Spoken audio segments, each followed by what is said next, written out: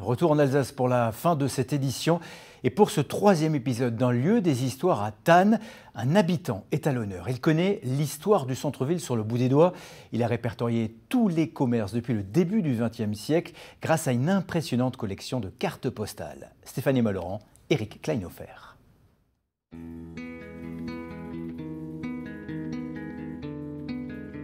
Pour ce troisième épisode à Thann, nous sommes au centre-ville pour parler de ces commerces grâce à un passionné qui connaît l'histoire du centre-ville sur le bout des doigts. Jean-Marie Blunzer collectionne les cartes postales, les photos depuis la fin du 19e siècle. C'est une véritable encyclopédie, vous allez voir. Bonjour Jean-Marie Blunzer.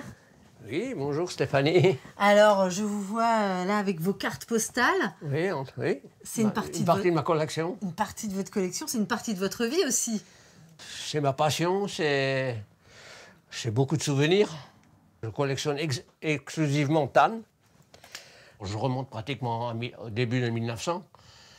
Et là, la carte postale, c'était l'atout pour les commerçants. C'est des éditions très petites, qui étaient faites pour les parents, les amis. Donc ça, c'est les cartes que je cherche. Et comment c'est né cette passion-là? Par curiosité, parce que dans ma prime jeunesse, peu de commerces ont bougé. Parfois, c'était 2, 3, 4 générations. Et après, dans les années 70, 80, ça a commencé à changer. Je vends des robes, des pulls, des manteaux, des bas, des gants, des jupes, des pantalons, des sacs, des ceinturons. Alors Jean-Marie Blunzer, il y a quelques commerces qui ont résisté à Thann, comme ici, la bijouterie. 3 générations. 3 générations. Donc avant d'être bijouterie, avant 14, c'était un coiffeur. D'accord. Donc là, c'était un horticulteur au moins depuis plus de 60 ans. Et qui est un fleuriste thannois. Avant, c'était un marchand de tissus et tailleurs. Et puis, la demi-lune.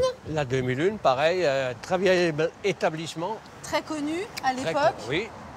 Et alors, il faut se reculer un petit peu pour bien voir l'enseigne de la demi-lune. Et qu'est-ce qu'on voit sur notamment l'une de vos cartes postales?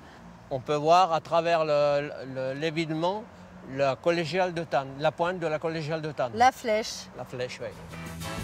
Je vends des robes de toutes les qualités, en laine, en soie, en fibre de coton, en fil ou en nylon, avec toutes sortes de noms. Jean-Marie, nous sommes là devant la médiathèque qui était longtemps un hôtel-restaurant. Tout à fait, un hôtel-restaurant, bistrot, et bien sûr démoli en 1944 et reconstruit en 1950. Si on va vers la vitrine, on voit quelques photos de bistrots anciens de Thann. Oui, donc entre autres la demi-lune, le bistrot de mes grands-parents et arrière-grands-parents, le café Bellevue. On voit d'ailleurs des membres de votre famille. Tout à fait, oui. Mon grand-père, mon oncle, ma tante, mon père.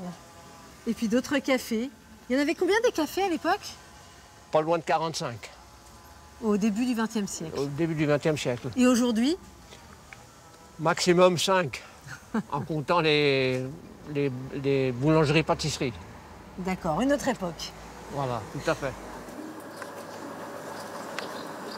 On voit votre passion. D'ailleurs, tous vos livres sont exposés désormais dans cette médiathèque. 4 ouvrages que vous avez réalisés sur les commerces, les bistrots, tout sur la ville de Thann. Voilà. Et ce qu'il faut noter, c'est qu'un 5e livre est en préparation pour la période des fêtes.